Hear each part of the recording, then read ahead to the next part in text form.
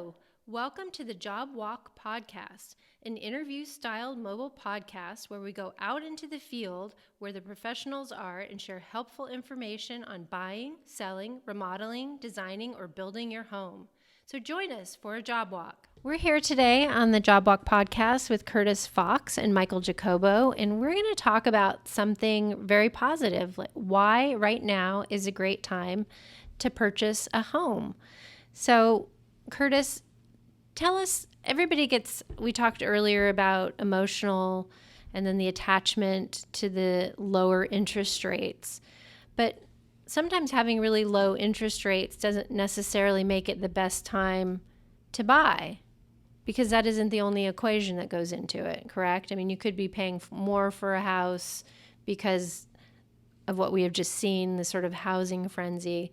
So I'd like your perspective on why now is really a solid time to purchase a home. Sure.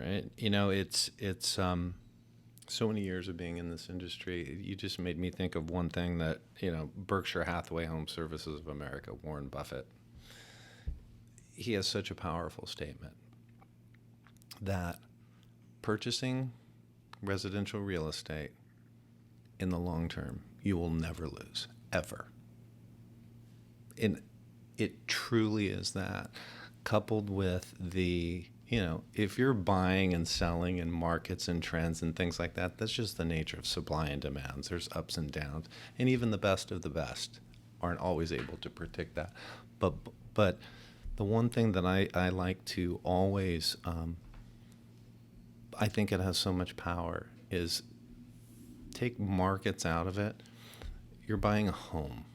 That's for a family, a lifestyle, friends, family, which is just part of the human experience. And residential real estate home ownership is the primary asset in the United States of America.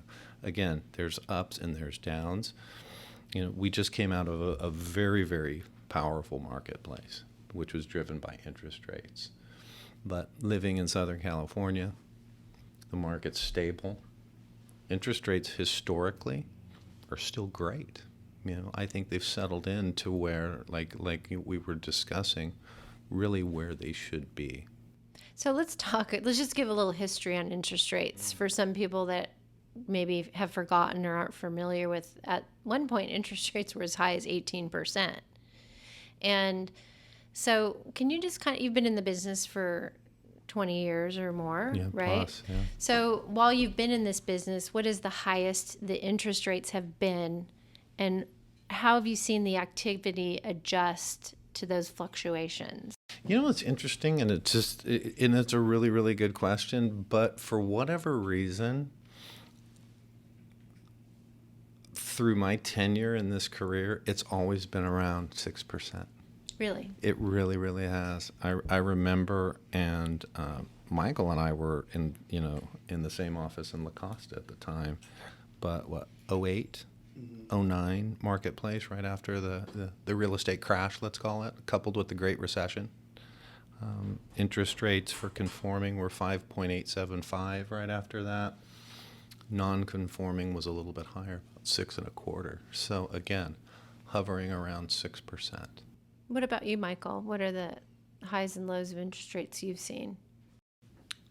As high as 8, but that's also because people were getting into those loans because they couldn't get the better rates. More like a hard money kind right, of thing. Exactly. So, but the same. It was always right around 6. So if you take that into consideration, look at the home values then, and look at home values now. It's always a good time to buy because we're still right around there, fluctuated up, and there's always going to have those ebbs and flows. But at the end of the day, the rates are always going to be right around there, and home prices have only continued to rise. Right. So, and the other thing about interest rates is if they did go down, you could potentially refinance to a lower rate, right? Once you have some, right? So you just don't need to get hooked on the interest. Shouldn't focus on the interest rate so much, other than I guess it does change what your payment could be, right? Correct. Correct. Or affordability. It goes back to just your payment range. Really is your comfort level. I mean, I think as human beings, we always want the lowest of the low, but markets are markets and interest rates are interest rates. And then let's talk a little bit more about ratios. Again, I'm going to ask you to put on your underwriter Sure, hat. absolutely. What is a standard ratio if people are just kind of, before they contact a lender, they're just doing, maybe a little Excel spreadsheet or just penciling some things out? What are the ratios that an underwriter is going to want to see? So to preface let's say the self-calculator,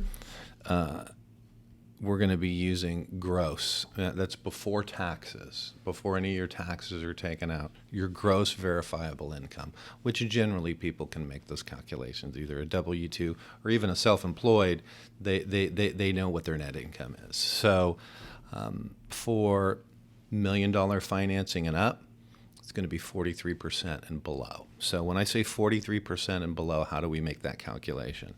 We've got gross income, like I had just mentioned, 43 DTI, debt to income or below. So, and how is that calculated? We're going to be taking any sort of installment debt, car debt, revolving debt, and we're basically going to be dividing that back in with the new housing. Excuse me, I forgot the biggest component of it all. Yeah, right. So any the new housing payment, which is principal, interest, taxes, and insurance. If you have a credit card, if you have a car, if you have school loans, not any sort of utilities or any sort of child care. I mean, those are personal budgets, but the way that we're doing it, housing, any sort of debt listed, divided against your gross monthly income, which that creates a debt to income. So 43% or below is really like the general rule. And then gross income is, obviously you have a full-time job. Is there any other things that qualify that add to what would be considered your gross income? You could have a rental home that it could be a gross, but it could also be a loss. Right. There are buyers that have trust income from families. There's a situation to where there's support income, child support income. There's alimony. There could be dividends and interest. There could be capital gains. There could be stock. There's a lot of other components to what could be a component of that gross income. But generally, it's the your primary wages. Okay. Primary employment. Right. And then let's talk about credit scores. What range? Again, I'm talking to the underwriter, right? So be above 700. Okay. Yep. Don't even come. If I look on Credit Karma and it says I'm at 650. Work on your credit. Okay. You drop below that threshold, it becomes pricey. Yeah. Can you tell us about the pricing? It gets much more expensive when you drop below 7. So in some cases, maybe 0.5% to interest rate. Wow. So could you help identify for somebody, let's say they're below 700, but they found a house that they really want, the price is okay, and then the risk of them not getting that house but having a better interest rate. How do you balance and sort of advise? That's going to go back to just working with a lender and getting a good pre-approval done, because maybe they're putting 35% down and it's almost a moot point, meaning there's not a big effect, because somebody that has a 680 credit score that's putting 10% down, it can be very expensive relative to somebody that has a 680 that's putting 50% down. Okay. There's so many scenarios that it's a lot of factors. The net gets really, really wide, but it's a good question that speak to your lender. And then let's talk about, in the same sort of thing, assets. What would be considered an asset? So if you had that rental home or a car, or what would be considered an asset? No, that's a really good question, and I still get that so many times. Like, a rental home is really not considered an asset in our world. It's a liability. Right. You may have a mortgage payment that's tied to it. You have property taxes. You have maintenance. You have insurance and things of that. Now, there may be income that's produced from the asset, but or from the home, I should say. But it's really not. It's more considered a liability component. So assets, we're looking in the mortgage banking world. Liquidity is everything. Checking, savings, money market, stock. Those are really your highest and best as it relates to liquidity. Then you go down to the next tier, 401ks, certain other types of assets and things like that could go into the, let's say, calculation. What about equity in real estate? How's that sort of? The equity markets are interesting, but from let's say a purchase pre-approval perspective, doesn't come with any sort of value whatsoever. That equity does not become realized until you sell it. Okay. It does. The liquidity thing. Correct. Yeah. And then refinance. Yeah. Yeah. If you're pulling money out, it can become an asset. It can become liquid, but it really is, equity is a zero factor to what we're looking at from a lending perspective. I mean, it's a great thing. Don't get me wrong. Right. But we're kind of in the qualification, income, asset, credit score world. So in that purview, equities, it's not just as any sort of asset of zero relevance until maybe you go into the cash out refinance, or you're going to do a home remodel and you maybe want to pull out a second or a line of credit. That's when that equity then ultimately can become an asset to yourself. And then what about these loans? And I don't know if they're popular anymore, but when the market was going, a little bit crazy, bridge loans and those kind of things. Are those products still out there where there was companies out there that would offer, you don't have to sell your home yet, and then you can buy this other one before it sells? Are those still out there, or are those gone by the wayside? Are you seeing any offers, or would you even know if you're representing a seller if that's the kind of loan they were getting? There is that option still. Like if somebody were to, for example, if they had enough equity in their current home, but it hasn't sold yet, we've spoken on previous podcasts about Zoom Casa, and Zoom Casa does offer. They'll give you the equity up front. Obviously, there's going to be a cost associated with that, so you can purchase your next home without having to sell your home first. What that does is it puts the buyer into a better position to purchase. Now, it doesn't need to be cash. Let's say they were putting down 50% or 35%. They only want to take out 35 or 40 or 50%. They could do that and still get their loan, still use Curtis on the buy side and so forth, and they'll have that money liquid for that purchase. So they could make a cash offer, basically, if they wanted to do that. I mean, that's kind of how they advertise them, right? Right. To be more competitive. But that, with the market changing, like, we know, that's not necessarily probably as needed as it was a few months ago. That's right? correct. Definitely not as much as it once was.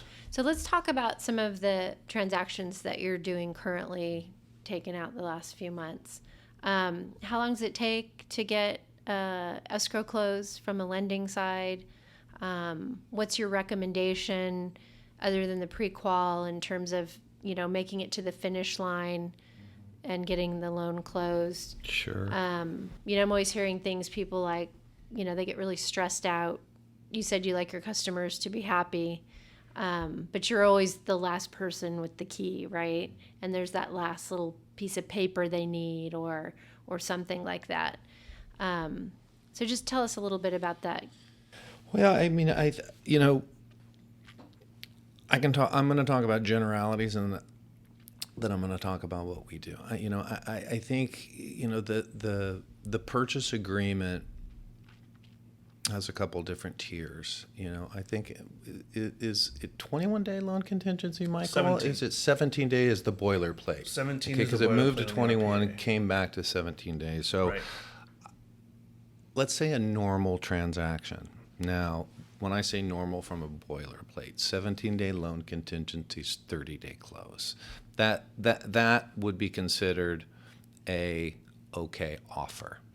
Now, we've also been talking about the dynamic of having a powerful team work for you. So this is the Curtis hat coupled with the Michael Jacobo. We're going in with 7-day loan contingencies, 10-day loan contingencies, 21-day close. This is where I go to the fight with the buyer, with the agent, to be able to get that offer accepted. And for us, because our model, Berkshire Hathaway, that's what we're built on. We're built on performance, highest, best, faster, smarter, stronger. Pre-approved, fully underwritten pre-approval, shorter contingencies, verification of assets, 21-day close. And so that's what we want to do to be able to serve our clients. But again, many can't perform to that.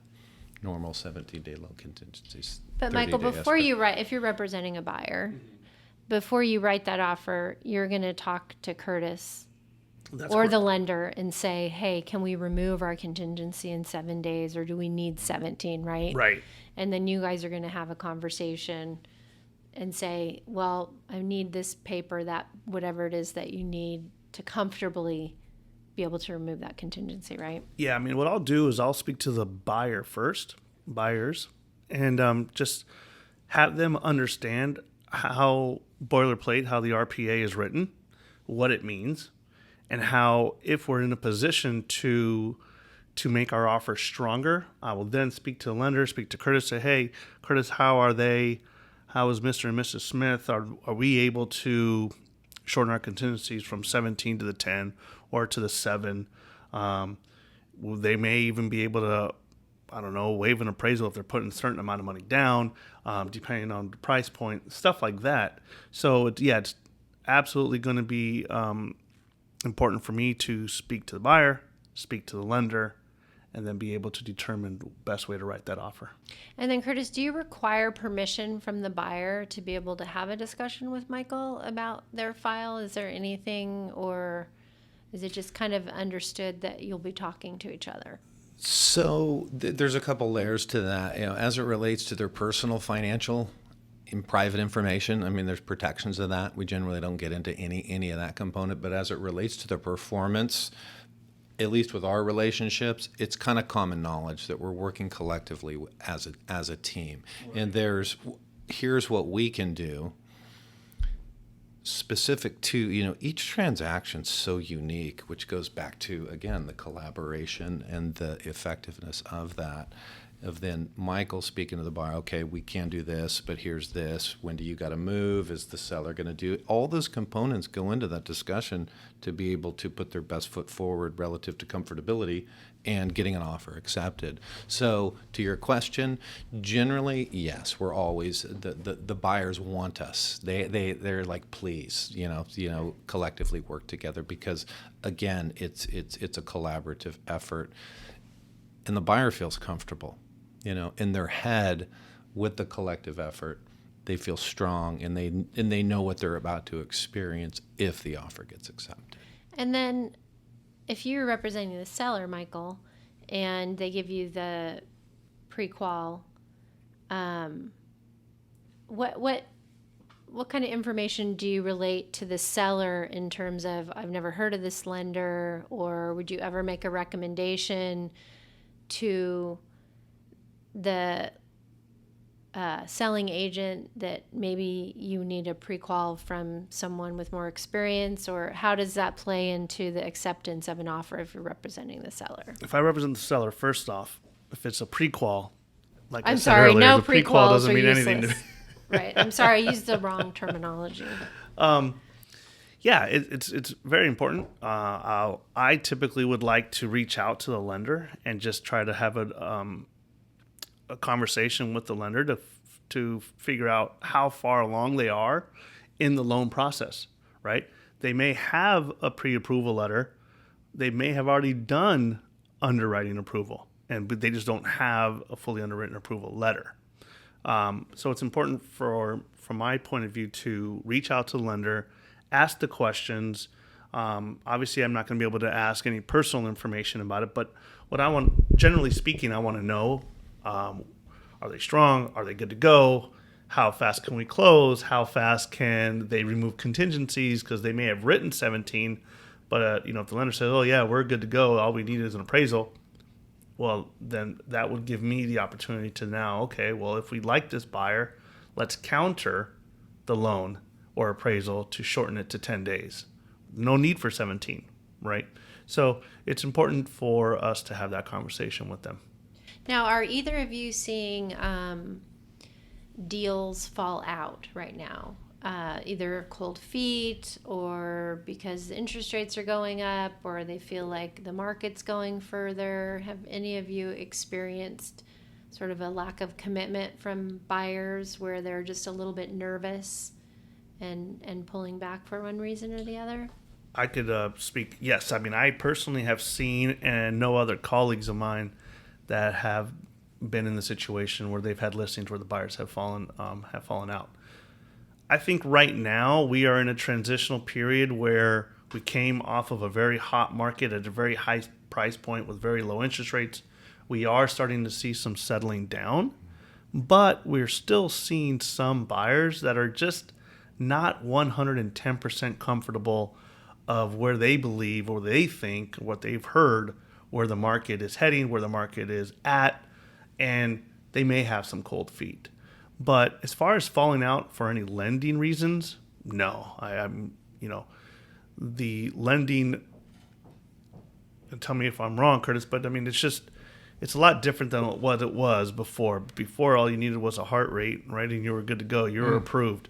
Now they go through so many layers to get to the pre-approval process that you don't see many fall out because of that purpose. Yeah, I would agree. I mean, I just don't experience that component of it. And to your point of transition, we just came off 3 years. That was crazy. It was a blur, and the market was moving so fast. It had to, I hate using the term slowing down, but it had to slow down. We're looking at 40% appreciation rates last year. That's not real. And so it needed to, come into some normalcy. So we have seen buyers, the ones that I do pre-approvals on, though, they're ready to go. Mm-hmm. When they get to me, they're ready to go. So that's my experience right now. And you're not really sensing any kind of, like, they need a little bit of just to feel better about purchasing. You feel by the time they get to you, they've already committed. They're going to buy something and ready to move forward. They're not apprehensive about it. Yeah, I don't experience apprehension on my side. Michael might on his side, but not, because that's more of a discussion for them. I mean, on my end, it's black and white, and it's the math.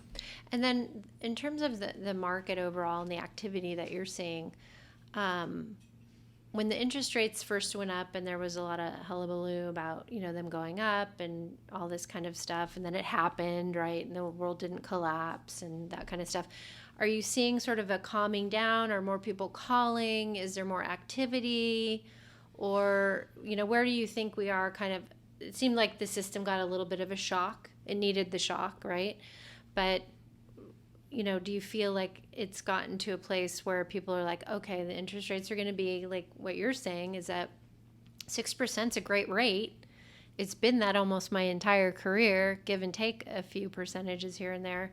But what's your sense of where people are at? Yeah, to make sure that we bucket this, because, the data, there's $1 trillion coming out of the mortgage industry this year. $1 trillion is a lot of money. Refinances are gone. That's what that is, So the activity has shot way down. I mean, plummeted. Can you give me kind of an idea numbers-wise? $1 trillion has gone out of the marketplace in a $4 trillion mortgage place. Got it. So but again, that's refinancing. So now it's just transitioning into, I've used the word normal, and I still use the word normal, a normal buying and selling marketplace, So, it's when you go through such a hyper inflated, aggressive. So is 3 trillion normal? I mean, is that what you would normally see in a? Yeah. And so you're still getting, people are still calling. Has that? But not at the pace we experienced the Okay. last 3 years. No.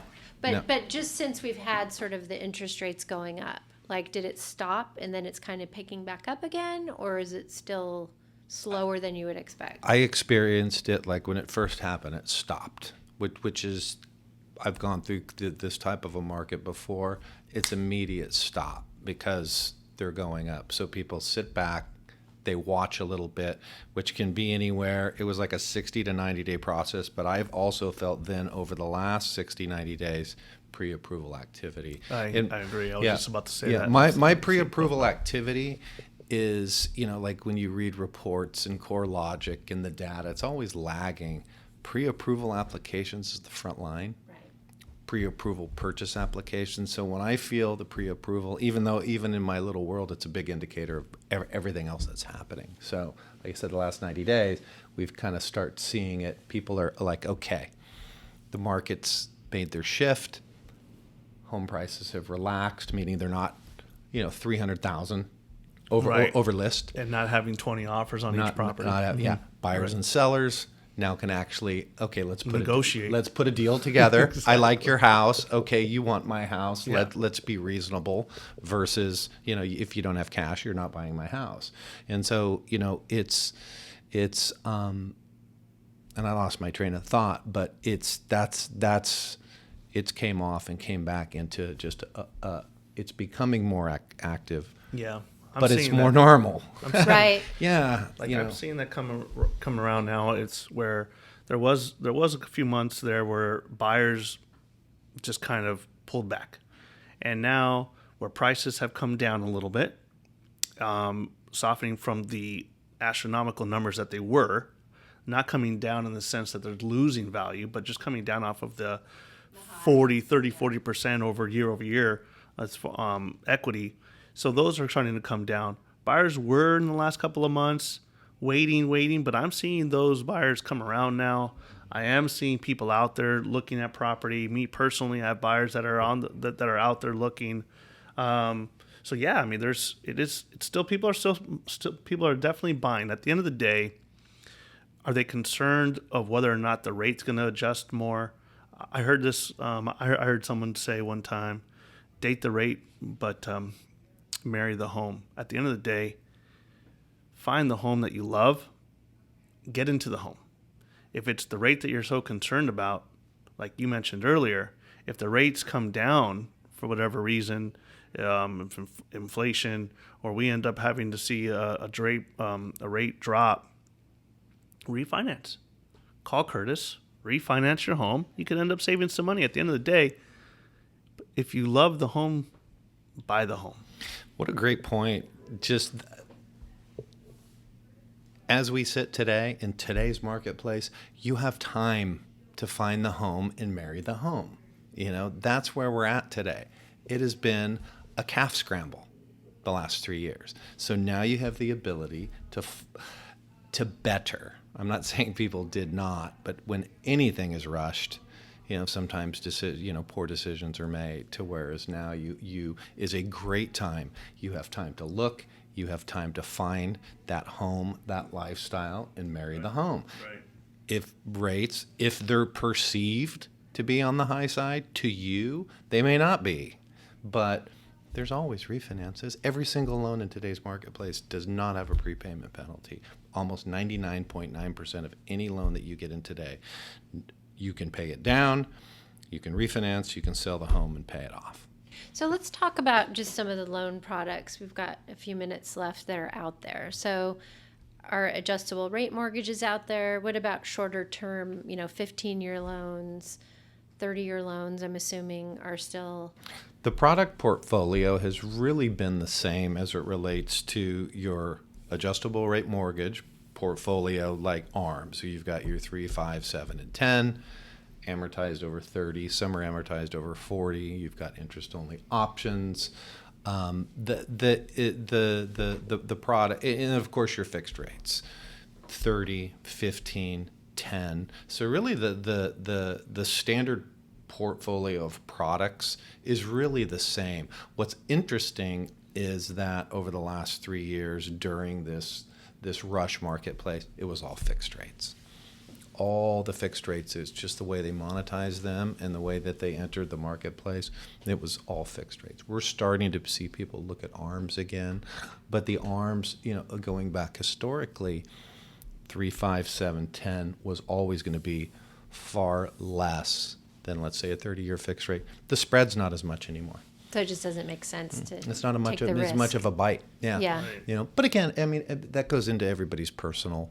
There's people that love adjustable rate mortgages because they are self-employed, they're liquid, they've got 60% down. They like it just from the ability to be able to make their moves whenever they want to make their moves, and that goes in the private banking world prior to I was in this world. That's people with assets have a lot more ability to make moves. This morning I was hearing a lot of talk about a 3/4 rate increase.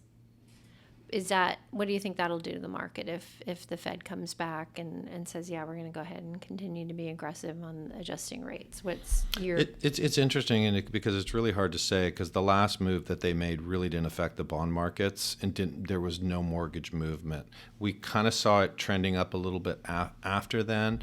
But I'd like to believe they're finding their happy place, but it's really hard to say because it's a lot of the other things that are going on that they're trying to fight inflation with that are affecting the mortgage interest rates. So it's just not the Fed rates the overnight lending rate as what that's what the government lends to banks. So it's not directly tied to mortgage interest rates, as which is credit cards, revolving car loans, and things like that, and then all those other things. So, coupled with the fact that we just came out of free mortgage money, so we're in a place we've never been before as it relates to all the indicators, all the drivers, and all of, let's say, the normal indices that make mortgages move up and down. So. And that was a lot of words to I don't know. I don't know. Which is the answer, right? If we all knew, we'd be retired. It really is, but hopefully to give just a little bit more depth behind it. Yeah. But I do I think, what I'm taking away from this today is that it is a really good time to buy. Some of the shock values already happened. Some of the adjustments are still moving around. The interest rates are very realistic. And so it seems like it is a good solid time where you have the time, like you said, to sort of digest and probably have more homes to look at than you did previously. Slowly coming around, yes. Yeah, so there's a lot of positives there. I think you framed that up perfectly. I mean, it truly is, You have time, marry the home, interest rates are normal, and so, yeah, it absolutely can be a good time to buy. Great. Well, we're going to end on that because that's what we started with. There you go. I just want to thank you again. You can go to the jobwalkpodcast.com and you'll find some information on our two guests today, some bios and their contact information. So thanks, you guys. Thank you. Thanks for having us. All right.